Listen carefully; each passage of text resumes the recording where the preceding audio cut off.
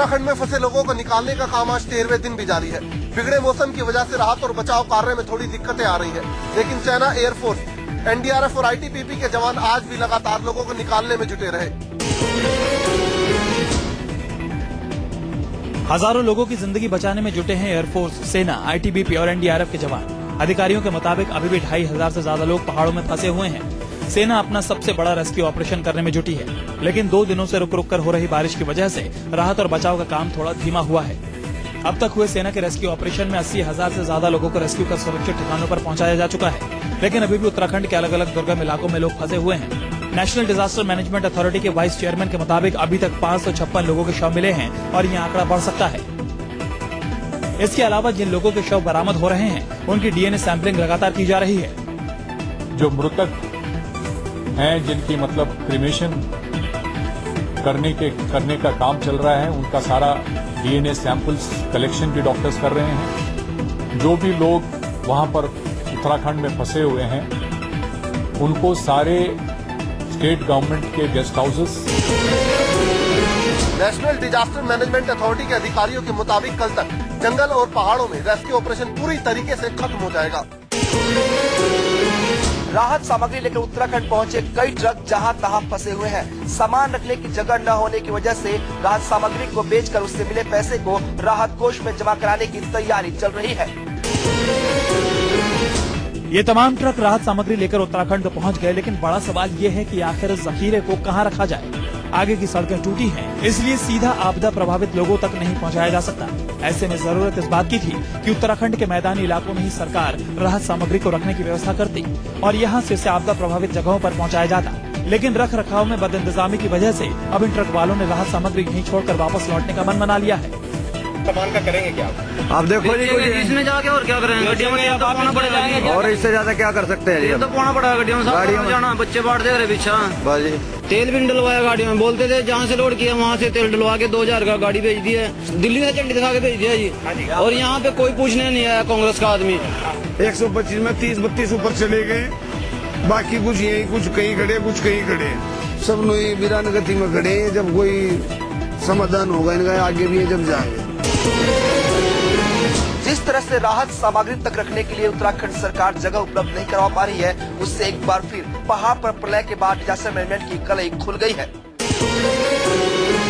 8 दिन तक उत्तराखंड की पहाड़ियों पर मौत से जिंदगी की जंग जीत कर लौटा है यूपी के इलाहाबाद का एक परिवार। 5 लोगों ने 5 दिन तक 1 बोतल पानी के सहारे बचाई अपनी जान। इंटीरियर डिजाइनर लवकुश केसरी और उसका परिवार उन खुशनसीब लोगों में से है जो मौत के मुंह से बचकर आए हैं, लेकिन उत्तराखंड के गौरीकुंड में बिताए 8 दिनों को याद कर आज भी वो शहर उठते हैं। लवकुश बताते हैं कि अपने परिवार के साथ 15 जून को वो गौरीकुंड पहुंच गए थे, लेकिन पहाड़ों पर अचानक पड़ी कुदरत की मार से वहां सब कुछ तबाह हो गया। तबाही देखते हुए वो अपने 1 साल के बेटे और बाकी लोगों के साथ 1.5 किलोमीटर ऊपर पहाड़ी पर चढ़ गए और अपनी जान बचाई। लवकुश ने तबाही का मंजर अपने मोबाइल में भी कैद किया था। लवकुश केसरी के मुताबिक 3 दिनों तक 1 बोतल पानी के सहारे पूरा परिवार जिंदा रहा। भूख और प्यास बढ़ी तो छोटे बच्चे और पत्नी का शरीर भी जवाब देने लगा, लेकिन इनकी किस्मत ने साथ दिया। तीसरे दिन गांव के लोगों ने परिवार को खाना दिया और 22 जून को सेना के हेलीकॉप्टर से ये लोग रेस्क्यू कराए गए। तो जान तो ऐसी गई है कि मतलब हर 10 कदम में एक जान देख सकते हो। मिट्टी मौत तो हम लोग देखा है। 2-3 दिन तो भाई खाना तो नहीं मिला, बस वही बिस्किट के पैकेट वगैरह जो बच्चों के लिए रखे थे वही सब खा के किसी तरह गुजारा हुआ है।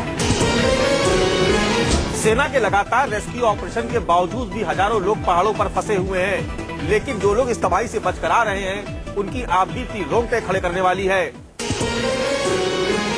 इस वक्त हम गोविंद घाट में हैं। रेस्क्यू ऑपरेशन जिस तरीके से देख रहे थे आप पिछले कुछ दिनों से चल रहा था, अभी अचानक एक पार्टी को पीछे बुलाया गया है। वजह साफ है कि यहाँ से जब हम थोड़ी दूर आगे जाते हैं तो एक जेपी का बड़ा ब्रिज है जो कि कनेक्ट करता है गोविंद घाट के रास्ते पूरे जोशीमठ के इलाके को, लेकिन उस स्थिति में दरार आ गई है जिसकी वजह से हम थोड़ा विड्रॉ करना पड़ रहा है और मौसम भी खराब हो रहा है। आईटीबीपी के जवान हैं और आप देख सकते हैं कि पूरी की पूरी ताकत इन्होंने लगा रखी है रेस्क्यू ऑपरेशन के लिए, लेकिन एक बड़ी परेशानी आ रही है मौसम और दूसरी बड़ी परेशानी है गंगा जो अलकनंदा है उसका वेग। आप देख सकते हैं कि जो वाटर लेवल है वो काफी बढ़ गया है और वाटर फ्लो वो भी काफी बढ़ गया है, जिसकी वजह से कहा यह जा रहा है कि जेपी का जो पुल बना हुआ है उस पुल के टूटने की संभावना है और उसी संभावना को ध्यान में रखते हुए टीम को विड्रॉ किया जा रहा है ताकि जो मेन कनेक्टिविटी है उसमें फंसने से बचा जा सके। उत्तराखंड की आपदा में दूसरों की जान बचाते हुए शहीद होने वाले अमेठी के सपूत का परिवार सदमे में है। परिवार के सदस्यों का रो रो कर बुरा हाल है। जूनियर वारंट अफसर अखिलेश कुमार सिंह। अमेठी के रहने वाले जूनियर वारंट अफसर अखिलेश कुमार सिंह ने कई लोगों की जान बचाई, लेकिन कुदरत के कहर से बच नहीं सके। 10 दिन पहले शहीद अखिलेश अपने घर से ड्यूटी के लिए रवाना हुए। अपनी बहन की शादी की तैयारियों में जुटे अखिलेश को उत्तराखंड के रेस्क्यू ऑपरेशन में शामिल होने का आदेश मिला था। 17 सालों की नौकरी में शहीद अखिलेश देश की सेवा कर बेहद खुश थे। उन्होंने जल्दी घर लौटने का वायदा किया था, लेकिन 2 दिन पहले इस घर में जो खबर पहुंची, उसने पूरे परिवार को गमों के सैलाब में डुबो दिया। एक आदर्श मेरे लिए उसको पहले हिम्मती था, साहसी थी, पूरे परिवार का ध्यान रखता था। वो सबसे बड़ी बात थी। उसी पर मैं तो लोग बाप के ऊपर वो करते हैं, मुझे गर्व होता अपने बेटे पर। देश के लिए उसने किया। कल बात भी हुई थी, क्या बात? कल भी बात हुई। वो उसने कहा पापा मैं बहुत खुश हूँ और 17 साल की नौकरी में मुझे लगता है कि अब मुझे सेटिस्फेक्शन मिल रहा है जब मैं सेवा कर रहा हूँ लोगों को। शहीद अखिलेश सिंह अपने 2 छोटे बच्चे और छोटी बहन का भविष्य संवारना चाहते थे, लेकिन उनकी ये ख्वाहिश दूसरों की जिंदगी संवारने में अधूरी रह गई। शहीद अखिलेश की शहादत पर पूरे परिवार को गर्व है। आंध्र प्रदेश के घर में खुशियां आने से पहले ही छा गया मौत का मातम। घर के जवान पायलट बेटे ने लोगों की जिंदगी बचाते हुए अपनी जिंदगी कर दी कुर्बान।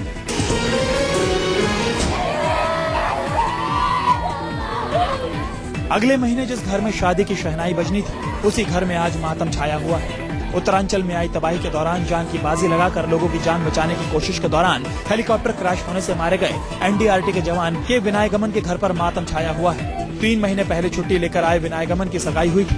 सेना का ये जाबाज इस महीने की 25 तारीख को छुट्टी लेकर अपने परिवार के पास आने वाला था, लेकिन उसी दिन उत्तराखंड के गौरीकुंड में हेलीकॉप्टर क्रैश ने उसे हमेशा हमेशा के लिए अपनों से दूर कर दिया। 25 साल के विनायगमन साल 2009 में नेशनल डिजास्टर रिस्पॉन्स टीम में बतौर जवान के रूप में शामिल हुए थे। नई दिल्ली में उनकी पोस्टिंग थी, लेकिन इस खबर ने सबको सहमा कर रख दिया है। इस जवान को पूरे गांव में मिलिट्री मामा के नाम से पुकारा जाता था।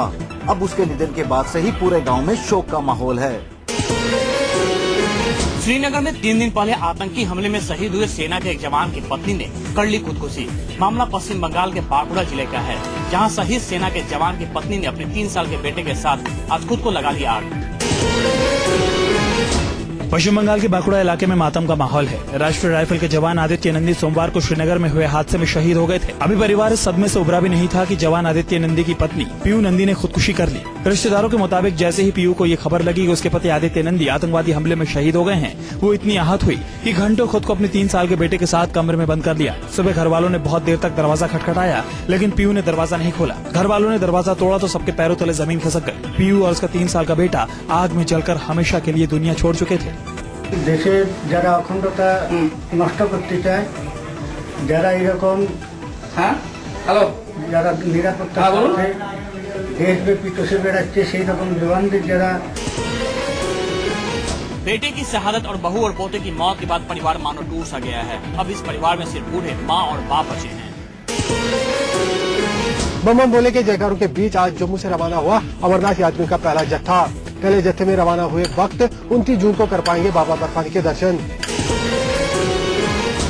अमरनाथ यात्रा का पहला जत्था आज सुबह अमरनाथ गुफा के लिए रवाना हो गया। पहले जत्थे में 3157 भक्त बाबा बर्फानी के दर्शन के लिए निकले हैं। पहलगाम होते हुए भक्त अमरनाथ गुफा पहुंचेंगे और 29 जून को बाबा भोले के पहले दर्शन कर पाएंगे। जम्मू में बने बेस कैंप में देश के कोने कोने से पहुंचे भक्तों का उत्साह देखने लायक था।